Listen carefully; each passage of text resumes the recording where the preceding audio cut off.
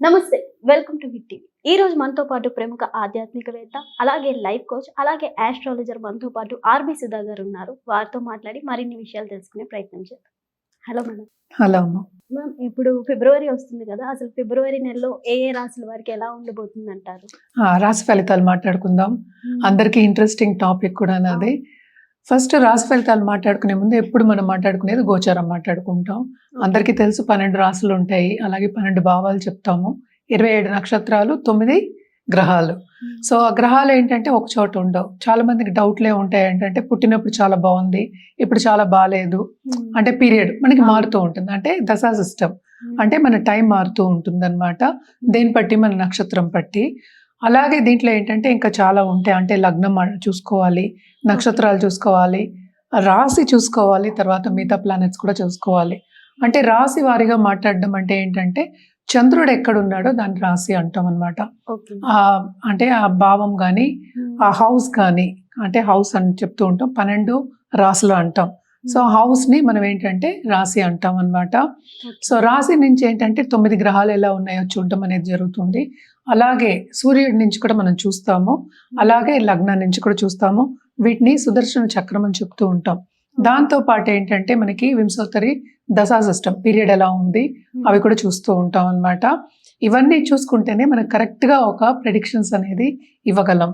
ఇదంతా ఎందుకు చెప్తున్నాను అంటే ఇప్పుడు రాశి వారిగా మనం మాట్లాడుకోవాలి. ఎందుకంటే మనకి జాతకం ఒక్కొక్కరిది డిఫరెంట్గా ఉంటుంది. అంటే ఒక రోజులోనే చాలా తేడాలు వచ్చేస్తూ ఉంటాయి. ఎందుకంటే లగ్నం మారుతూనే ఉంటుంది అనమాట. అంటే సూర్యోదయం బట్టి మనకి వస్తూ ఉంటాయి లగ్నాలు. సో ఈ లగ్నం ఉదయించే సూర్యుడు అంటాం. దాన్ని బట్టే జాతకం ఒక్క రోజులోనే చాలా మారుతాయి. సో జనరల్గా మనం మాట్లాడుకోవడం అంటే రాశి వారిగానే మాట్లాడుకోగలం. రాశి ఫలితాలే మాట్లాడుకుంటాం అనమాట. ఎందుకంటే మనం లాస్ట్ టైం చేసింది కూడా మనం కొంతమంది ఏం పెట్టారంటే అవును నాకు ఇది అవ్వట్లేదు, ఇది అయింది. అంటే రాశి వారిగా మనం మాట్లాడుకునేది సింగిల్ పాయింట్. ఇవన్నీ చెప్పడం అందుకనమాట. సింగిల్ పాయింట్ లో మాట్లాడుకున్నప్పుడు అదేంటంటే ఇట్ ఈస్ నాట్ నీ జాతక ప్రెడిక్షన్ కాదు అది. It's not a personal prediction, it is a general prediction. So general predictions లో అంటే ఏంటంటే అన్ని కరెక్ట్ గా వస్తాయి, అన్ని కరెక్ట్ గా రాంగ్ అవుతాయి అని చెప్పడానికి ఉండదు అనమాట. అండ్ ఆల్సో రాశి వారిగా మాట్లాడుకున్నప్పుడు నేను చెప్పినట్టు ఒకే ఒక గ్రహం మనం చూస్తున్నాం, అంటే చంద్రుడు. ఏ రాశిలో ఉంటే రాశి అంటాం, అంటే ఏ హౌస్ లో ఉంటే దాన్ని రాశి అంటాం అనమాట. సో జనరల్ గా రాశి ఫలితాలు ఎప్పుడైనా మాట్లాడుకోవాలి అంటే గోచారం చూసుకుంటాం. గోచార రీత్యా ఈ నెల ఏమవుతుందో చూద్దాము. మనం ఎప్పుడు మాట్లాడుకునేది ఫస్ట్ శనిగ్రహం. శనిగ్రహం ప్రస్తుతం ఎక్కడున్నారంటే మీనరాశిలో ఉన్నారు. ఆయన కూడా ఏంటంటే డైరెక్ట్ మోషన్ లో ఉన్నారు. సో తప్పక ఇంకా మీనరాశిలోనే ఆయన ఈ నెల అంతా ఉంటారు. మనం మాట్లాడుకునేది ఫిబ్రవరి రాశి ఫలితాలు. నెక్స్ట్ మనం మాట్లాడుకునేది జూపిటర్ అంటే గురుగ్రహం. గురు ఏంటంటే రిట్రోగ్రేషన్ వక్రించి ఉన్నారు. ఆయనేమో మిథునంలో ఉన్నారనమాట. రాహు కేతువులు ఎక్కడ ఉన్నాయంటే మనకి కుంభంలో రాహు, అలాగే కేతు ఏమో మనకి సింహంలో ఉన్నారనమాట. ఇవి కూడా ఈ నెల అంతా ఇక్కడే ఉంటాయి. మనం ముందు కూడా మాట్లాడుకున్నాం, కూటమి జరుగుంది అంటే ఏంటి ధనుర్ రాశిలో. ఇప్పుడు అదే కూటమి మనకి మకరంలో జరిగింది. అంటే జనవరి మనకి తెలుసు మకరానికి మనకి సన్ వెళ్ళారు. అంటే మకర సంక్రాంతి కూడా మనం సెలబ్రేట్ చేసుకున్నాము. అలాగే ఏంటంటే ఇప్పుడు సన్ మనకి కుంభానికి 13th ఫిబ్రవరి వెళ్తున్నారు అనమాట. అలాగే కుజుడు మనకి 23rd ఫిబ్రవరికి వెళ్తున్నారు. ఎక్కడికి? మనకి కుంభానికి వెళ్తున్నారు.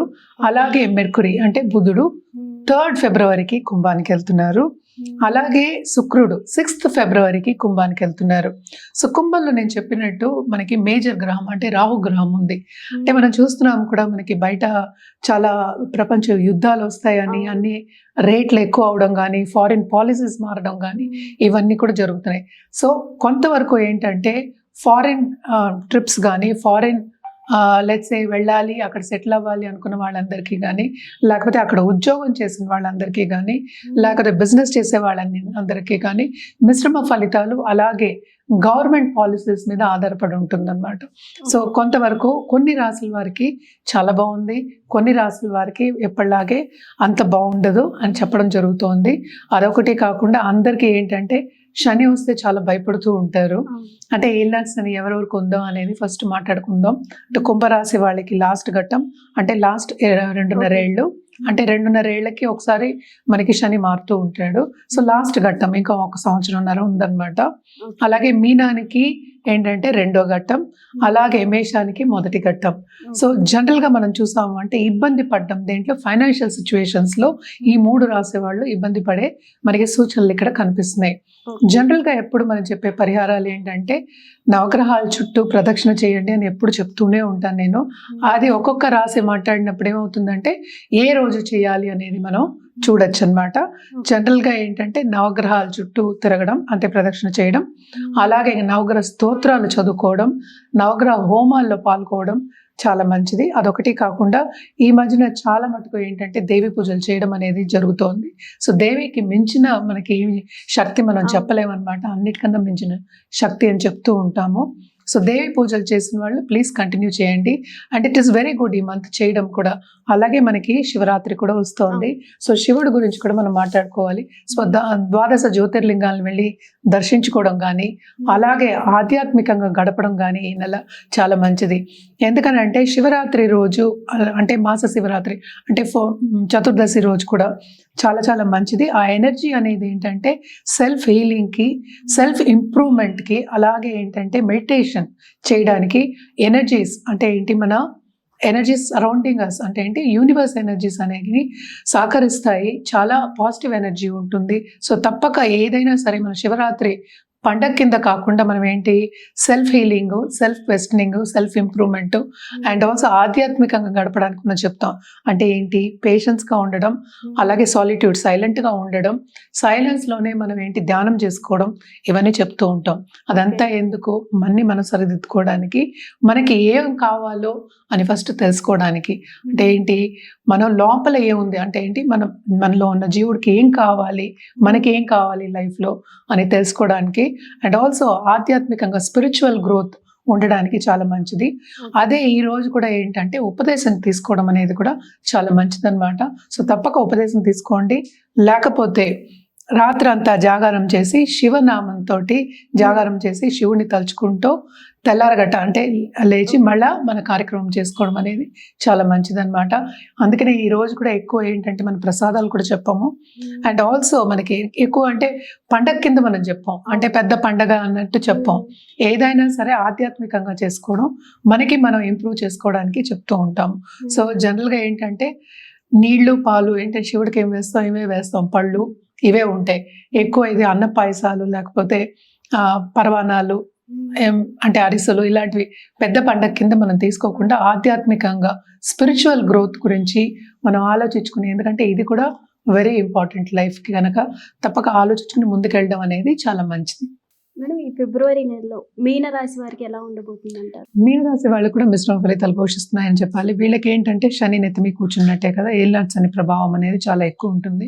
సో ఫస్ట్ మోస్ట్ ఇంపార్టెంట్ వీళ్ళకి చెప్పవలసింది ఏంటంటే ఇంటర్పర్సనల్ రిలేషన్షిప్ అనేవి కొంతవరకు దెబ్బతినే ఛాన్సెస్ ఎక్కువ కనిపిస్తున్నాయి. అంటే ఏంటి ఇక్కడ ఊరట అనేది ఉండదు అనమాట. ఏదో ఒక యాంగ్జైటీ కానీ లేకపోతే ప్రెషర్ కానీ ఉంటుంది. అలాగే కెరియర్లో కూడా అలాంటి ప్రెషరే ఉంటుందన్నమాట. అంటే ఏంటి వీళ్ళేమో టైంకి చేయలేక వీళ్ళు ఇచ్చిన పని వాళ్ళకి బాధ్యత అప్పగిస్తే టైంకి చేయలేక సతమతం అవడం కానీ, యాంగ్జైటీకి గురవడం కానీ, ఎక్కువ వర్క్ ప్రెషర్ ఫీల్ అవ్వడం కానీ మనకి కనిపిస్తుంది. తప్పక వీళ్ళు కూడా ఎప్పటికైనా సరే ఒక మెడిటేషన్ చేసుకోవడం అనేది చాలా మంచిది. అంటే ఆధ్యాత్మికంగా గ్రో అవ్వడం అనేది మనకి చెప్పడం అనమాట. వాళ్ళకి అది సూచన. అదొకటి కాకుండా వీళ్ళు కూడా ఏంటంటే ముక్కు మీద కోపం తెచ్చుకోకుండా ఉండడం అనేది మంచిదన్నమాట. మనం ఇంకో విషయం చూసామంటే 12th లో మనకి రాహు ఉన్నారు. అట్ ద సేమ్ టైం అన్ని ప్లానెట్స్ కాన్క్రియేషన్ కూడా మనకి ఏంటంటే 12th లో అవుతుంది. సో ఫారిన్తో పాటు ఫారిన్లో మనకి ప్రాపర్టీ కొనుక్కోవాలి, లేకపోతే బిజినెస్ చేయాలి, అక్కడ సెటిల్ అవ్వాలి అనుకున్న వాళ్ళందరికీ ఈ మంత్ మంచి సూచన, especially second half of this month. At the same time కొంతవరకు ఇబ్బంది పడే ఛాన్సెస్ అంటే శారీరక ఇబ్బందులు అనేవి కొంచెం ఎక్కువ కనిపిస్తున్నాయి అన్నమాట. అండ్ ఆల్సో ఇంట్లో దాంపత్య జీవితంలో కూడా కొంతవరకు ఎడబాటు అనేది మనకి ఎక్కువ కనిపిస్తుంది. అంటే అస్తమానం డిసగ్రిమెంట్స్ రావడం, విభేదాలు రావడం అనేది కనిపిస్తుంది. అటు పై వాళ్ళతో కూడాను, అట్ ద సేమ్ టైం సన్నిహితులో కూడాను, అట్ ద సేమ్ టైం ఫ్రెండ్స్తో కూడాను ఎక్కువ డిస్టర్బెన్సెస్ అనేవి, అంటే మెంటల్ డిస్టర్బెన్సెస్ అనేవి మనకి ఎక్కువ కనిపిస్తున్నాయి ఈ నెలలో ఎవరికి, మనకి మీనరాశి వాళ్ళకి అన్నమాట. అండ్ ఆల్సో ఇప్పుడు నిరుద్యోగులకి ఉద్యోగ అవకాశం వచ్చినప్పటికీ వాళ్ళు అనుకున్న డ్రీమ్ జాబ్ అనేది సాధించడానికి టైం పడుతుంది. సో ఈ నెలలో కొంతవరకు మంచి సూచనలే కనిపిస్తున్నాయి అన్నమాట. ట్రావెలింగ్ ఇండస్ట్రీలో ఉన్న వాళ్ళకి కూడా అంటే చాలా శ్రమ అనేది చాలా అధికం, రాబడి వచ్చేదేమో కొంచెం తక్కువే వస్తుంది. అంటే వీళ్ళకి శ్రమకి తగిన ఫలితం అనేది కొంచెం తక్కువ కనిపిస్తుంది అనమాట. హెల్త్ విషయానికి వస్తే కూడా కొంతవరకు నలతలు అనేవి ఎక్కువ కనిపిస్తున్నాయి. అంటే మెంటల్ ప్రెషర్ వచ్చినప్పుడు న్యాచురల్ ఫిజికల్ బాడీ కూడా ఎఫెక్ట్ అవుతుంది కనుక జాగ్రత్తగా ఉండడం అనేది మనం చెప్పడం జరుగుతోంది. అది కూడా ఒక సూచన. ఏదైనా కొంచెం చిన్న నలత వస్తే కూడా తప్పక డాక్టర్ని సంప్రదించడం అనేది వెరీ వెరీ ఇంపార్టెంట్ అనమాట. అండ్ ఆల్సో కెరియర్ విషయానికి వస్తే కనుక నేను ఇందాక చెప్పినట్టు ఒక పొజిషన్లో ఉన్నవాళ్ళు, కన్సల్టింగ్ బిజినెస్లో ఉన్నవాళ్ళు, ఆన్లైన్ బిజినెస్ చేసేవాళ్ళు, ఒక కెరియర్ని అంటే ఏంటి ఒక బిజినెస్ డెవలప్ చేసిన వాళ్ళకు కూడా కొన్ని ఎదురు దెబ్బలు తగిలే ఛాన్సెస్ ఈ నెలలో మనకి కనిపిస్తున్నాయి. అంత ఈజీ మంత్ కాదు మీనరాశి వాళ్ళకి అని చెప్పడం జరుగుతుంది. ఓకే, మరి ఈ మీనరాశి వారు ఎలాంటి పరిహారాలు చేస్తే బాగుంటుందంటారు? వీళ్ళు ఏంటంటే తప్పక శని కాళ్ళు పట్టుకోవాలి, అట్ ద సేమ్ టైం గురు కాళ్ళు కూడా పట్టుకోవాలన్నమాట.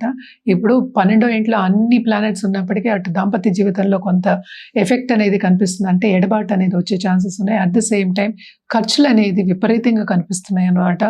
తప్పక లక్ష్మీదేవిని కూడా కొలవాలి. ఎందుకని కన్ఫ్యూజ్ అవ్వకుండా ఏంటి మనం ఏం చెప్పేది, నవగ్రహాలకి జనరల్గా ఏంటంటే నవగ్రహ స్తోత్రాలు, నవగ్రహం చుట్టూ ప్రదక్షిణ చేయడాలు, హోమాలు, నవగ్రహ హోమాలు చేయడం చాలా చాలా మంచిదన్నమాట. దాంతోపాటు నవగ్రహ జపాలు చేయడం కూడా మంచిది. అంటే బ్రాహ్మణ్కి పిలిచి జపం చేయించుకోవడం అనేది మంచిదన్నమాట. దాంతోపాటు వాళ్ళకి దానం ఇవ్వడం, నవగ్రహ దానం ఇవ్వడం కూడా మంచిది. అట్ ద సేమ్ టైం గురు కాళ్ళు పట్టుకోవాలి, అలాగే శని కాళ్ళు పట్టుకోవాలి. అంటే అన్ని గ్రహాలు మనం చెప్పుకున్నాం. ఇప్పుడు అదొకటే కాకుండా థర్స్డే తప్పక ఏంటంటే ఒక నిండు బ్రాహ్మణ్ని ఇంటికి పిలిచి వాయనం ఇవ్వడం, బ్లెస్సింగ్స్ తీసుకోవడం మంచిది.